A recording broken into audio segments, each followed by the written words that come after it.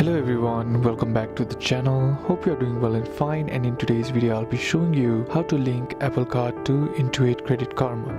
So without wasting any time, let's just jump right on the video and make sure to watch this video till the end and follow the steps as well. As of now, you cannot directly link your Apple Card to Intuit Credit Karma because Apple Card data is managed through Apple Wallet app, and it does not currently support integration with Credit Karma for account tracking or updates.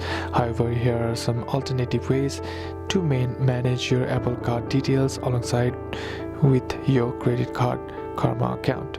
So what you can do is you can open up your browser and then click on another search bar, type in creditkarma.com, and then this page will load, and on clicking on the credit cards option, there you'll be seeing cards.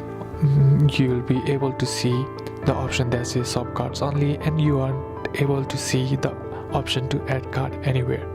So on tapping sub cards, you'll be able to search for sub cards, but you aren't able to add or link your card to the Credit Karma app or the website.